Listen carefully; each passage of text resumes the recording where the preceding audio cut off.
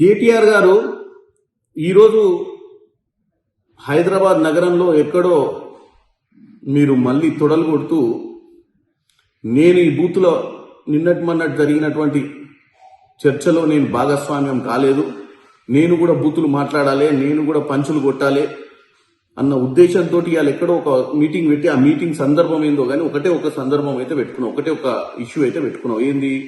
ఈ ప్రజాపాలన ప్రభుత్వాన్ని ఎండగట్టాలి, లేనిపోని అని చెప్పాలి, ముఖ్యమంత్రి రేవంత్ రెడ్డి గారి మీద విరుచుకపడాలి, ఆయన మీద ఇష్టానుసారంగా మాట్లాడాలన్నట్టుగానే ఇలా మాట్లాడినావు. కానీ నువ్వు చెప్పిన 3 అంశాలు, ఒకటి కట్టే, కొట్టే, తెచ్చే, ఇది మీ కుటుంబానికే వర్తిస్తుంది. ఎందుకంటే కట్టే, నీళ్లు నిధులు నియామకాల నినాదంతో తెలంగాణలో ఉద్యోగాలు, నీళ్లు నిధులు అని చెప్పి మీ నాయన ఉద్యమకారుని అవతారం ఎత్తి పిట్టకథలు కట్టి రాష్ట్రంలో ముఖ్యమంత్రి అధికారాన్ని కొట్టి రాష్ట్రంలో ఉన్నటువంటి మిగులు రాష్ట్రాన్ని అప్పుల రాష్ట్ర దిశగా తోసి మీ ఇంటికి తీసుకుపోయా. అంటే తెచ్చే ఏంటిది? కోట్ల రూపాయలు దండుకొని నువ్వు, మీ బావ, మీ కుటుంబ సభ్యులు ఈరోజు ఆర్థికంగా ఏ పొజిషన్లో ఉన్నారో ఇలా రాష్ట్ర ప్రజలంతా చూసారు. గతంలో అమెరికా నుంచి వచ్చినప్పుడు ఏముంటివి, ఇప్పుడు ఏమున్నావు. సో ఈ కట్టే, కొట్టే, తెచ్చే మనకే వర్తిస్తుంది. ఇక నువ్వు రాష్ట్ర ప్రభుత్వం గురించి కూల్చివేతలు, పేల్చివేతలు, ఎగవేతలు అంటున్నావు. కూల్చివేతలు ఏంది? ఇవాళ నువ్వు మాట్లాడేది హైదరాబాద్ నగరంలో ఉన్నటువంటి చాలా మంది కాలనీలో ఉన్న ప్రజలు ఈరోజు సంతోషం హైడ్రా మీద వ్యక్తం చేస్తున్నారు. ఎందుకంటే మీ హయాంలో నాలాల మీద ఇల్లులు కట్టి ప్రతి వానకాలం వచ్చినప్పుడు ఆ చుట్టుపక్కల ఉన్నటువంటి ప్రాంతాలన్నీ మునిగి వాళ్ళ ఆస్తి నష్టం జరుగుతుంది. ఇవాళ హైడ్రా వచ్చినాక ఈ నాలాల మీద ఉన్న ఇల్లులు, కాలనీలను కబ్జా చేసి, పార్కులను కబ్జా చేసి నీ హయాంలో నీకున్నటువంటి దండుపాల్యం సైన్యం దోచుకున్న పరిస్థితిని ఈరోజు హైడ్రా కూల్చివేస్తుంది. ఎవరి కోసం? ప్రజల కోసం. సో ఇది కూల్చివేతల గురించి నువ్వు చెప్పేది. ఇదే హైదరాబాద్ ప్రజలకు కూల్చివేతలు అంటే ఇదే కదా నువ్వు చెప్పింది. హైడ్రా చేసే కూల్చివేతల గురించి కదా. ఇక పేల్చివేతలు అంటే ఇక్కడ పేల్చిరే. నీ హయాంలో 2023లో మేడిగడ్డ కుంగింది, పేలితే పేలుతుంది. కుంగడం అంటే కింద భూమిలో పునాదులు బాలైనప్పుడు కుంగుతాయి. కుంగిన దానికి కూడా నువ్వు వీలైనంత వరకు ఎలక్షన్ల టైంలో నీ భాగవతం బయటపడ్డది. పైన భగవంతుడే చూసి సమయానికి ప్రజలు మళ్ళేమన్నా తప్పిదంగా మీ దరిద్ర పాలనకు ఓటేస్తారేమోనని స్వయాన దేవుడే ఆ రోజు వాస్తవ పరిస్థితిని చూపించే విధంగా అది కుంగింది. ఎందుకంటే అది ఆ 1-2-3 నెలలు కుంగకపోతే మీరు గొప్పగా చెప్పుకొని కాళేశ్వరం గురించి మళ్ళీ అధికారంలోకి వచ్చి దండుకుందామన్న ఆలోచన మీది. ఇక ఎగవేతలు, ఎవరు ఎగవేతలువా? ఇచ్చిన హామీలను నెరవేర్చాలని చెప్పి ప్రతిరోజు సన్నబియ్యం మీ హయాంలో పెట్టిర్రా? మీ నాయన పెట్టిండ్రా? రేషన్ కార్డులు ఇచ్చిర్రా? ఇంద్రమ్మ ఇల్లులు ఇచ్చిర్రా? ఎగవేతలు మాయగావు.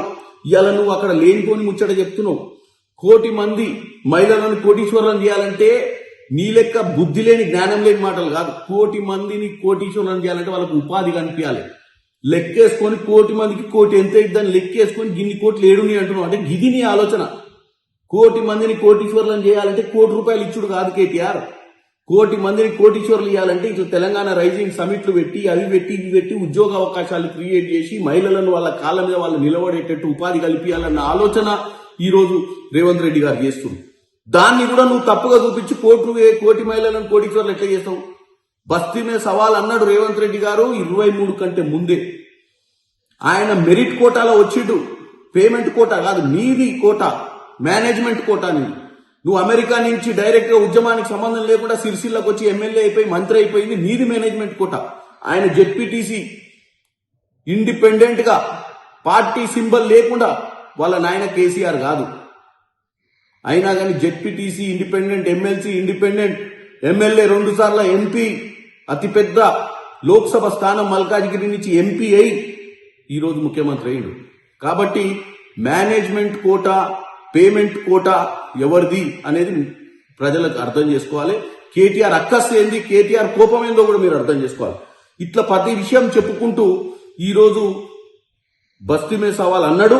29 ఎన్నికలలో అది కూడా నెరవేర్చి చూపిస్తాడు. ఎందుకంటే ఆల్రెడీ మిమ్మల్ని 23లో ఇంటికి పంపించిండు. ఎందుకంటే మీరు ఈ రాష్ట్రంలో ఎప్పటికీ అధికారంలో ఉంటామని ఒక దౌర్భాగ్య ఆలోచనతోటి ఇష్టానుసారంగా పరిపాలించారు మీరు.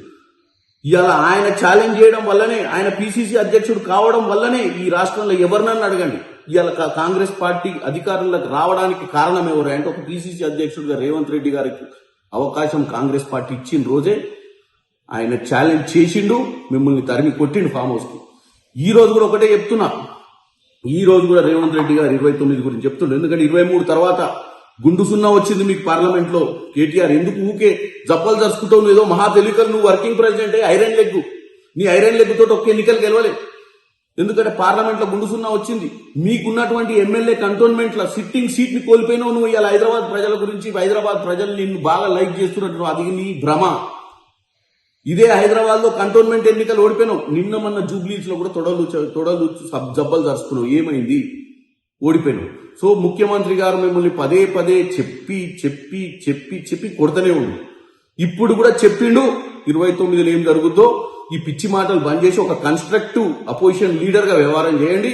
ప్రజలకు ఏం కావాలో చెప్పండి. ఇట్లా కోటీశ్వర్లను కోటి మైందలు చేయట, కోటి కోటి ఇంటికి ఇచ్చినట్టు కాదు. ఇట్లాంటి పిచ్చి ఆలోచనలు నీ మైండ్లోకి వెళ్తే ఒక కన్స్ట్రక్టివ్ లైన్ లో ముందుకు రా.